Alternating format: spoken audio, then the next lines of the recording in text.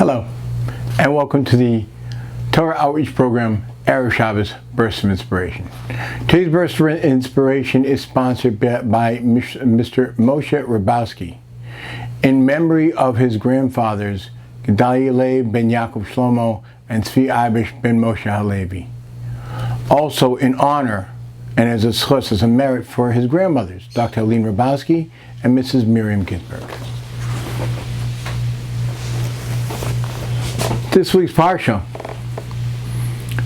we begin the new book, Devarim, Deuteronomy. It's actually a recounting that Moshe is giving over what happened over the 40 years that they were in the desert. It's Moshe's last will and testament, his goodbye speech. And a lot of it is, or most of it is actually rebuke, tochacha, that he gives to the Jewish people to learn lessons for now, as they go into Israel, and for the future, leading up to our time also. He spends a tremendous amount of time talking about the sin of the 12 spies. 12 spies went into Israel before they were supposed to go in, before the Jewish people were supposed to enter. And they came back with a negative report. Now, very interesting to note, and I'm always amazed at how this works out, but this Parsha, the first Parsha in the book of Devarim, is always read the Shabbos before the saddest day in the Jewish calendar. And that is Tisha B'av, the day we remember all the tragedies that the Jewish people have gone through, but especially the destruction of the first and second temples. And we know that the basis of that date being the date set aside for destruction is because the spies came back on the 8th day of the month of Av. They spent that night riling up the people and convincing them that they can't go in, we can't make it. And the people cried. The Jewish people didn't want to go. And HaKadosh Baruch Hu, God said to them, "You're crying for nothing. I'll give you something to cry about." And the day of Tisha B'av, because of these 12 spies, the 9th day of Av, has been set aside for Jewish tragedy. Now, what is the basis of what they said? Interesting. Because what is the basis of the destruction of the Second Temple? The exile that we're still living in, that we still suffer from. And we're suffering very greatly now, as we all know. As they spoke,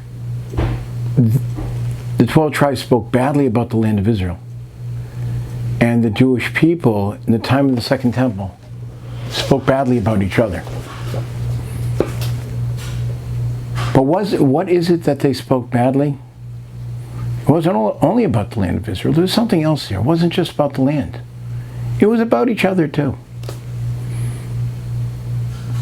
I had mentioned this before, last year, but they said, we saw in our own eyes, compared to the people of that land, that we're like grasshoppers.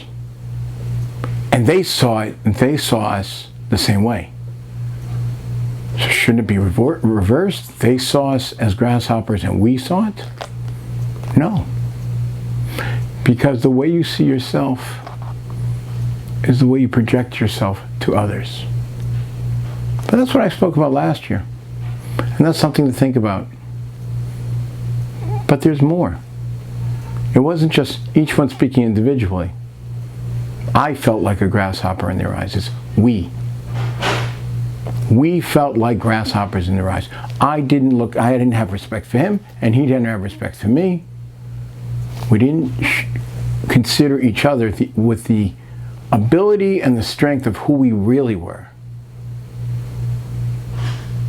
We diminished each other in our own eyes.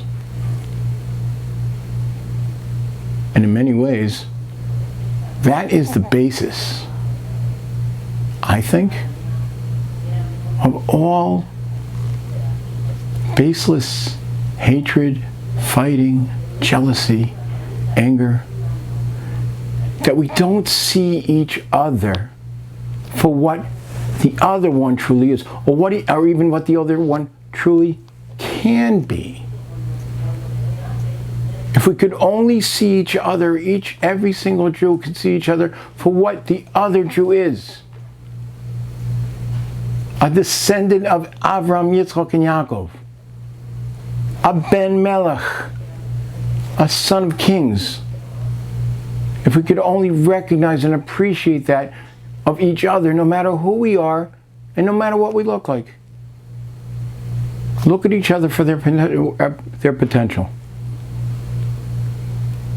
I just came back from a trip to Israel. My wife and I went to see what we could do to help out.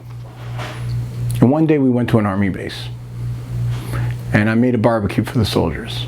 And afterwards it started to get late, and I wanted to daven mincha. I wanted to pray mincha at the shul. Every army base is a little Beit Knesset, a little shul in the base, in a little trailer.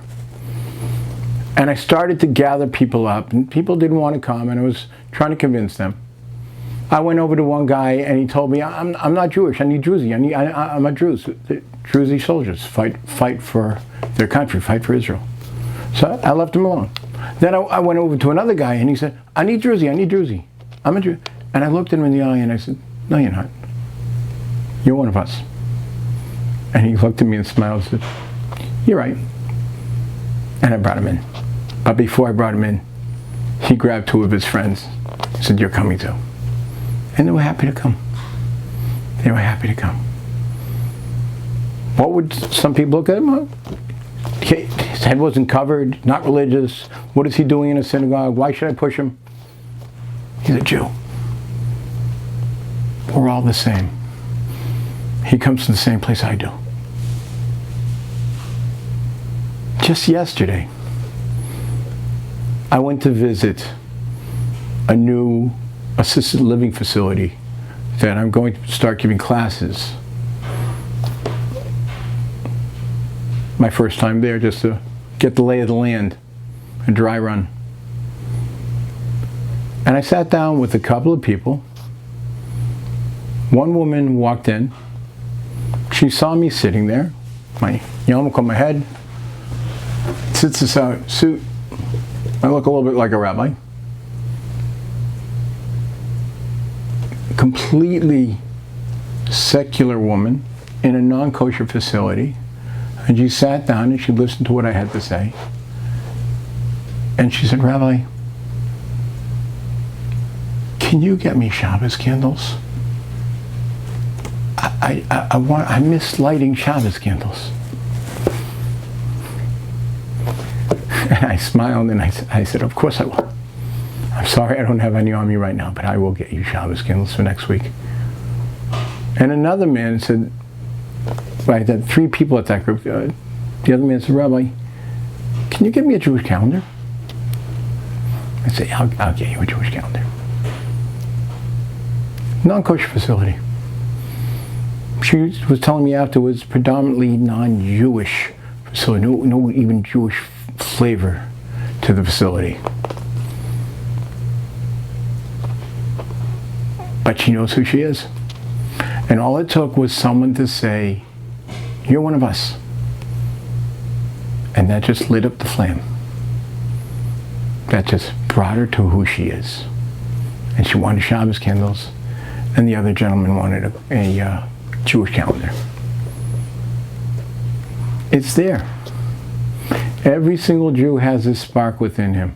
We are all connected. We are all from the same place. We have to stop looking down at one another. What was going on before this horrible war started? There was all this horrible infighting, religious, non-religious, pro-judicial reform, anti-judicial reform, liberal, horrible infighting. It's as if the Ribono Shel Olam is saying, enough. If you can't get along when you're not fighting, maybe we'll have to make you fight another war, and that will make you get along better. And then, pardon my saying this, but things got better. People were getting along, and now things were riling up again. Whole fight, they want to draft yeshiva boys. They want to put yeshiva boys into the army. Now everybody's fighting again, and all of a sudden, Iran raises their ugly head, says, oh, we're attacking soon.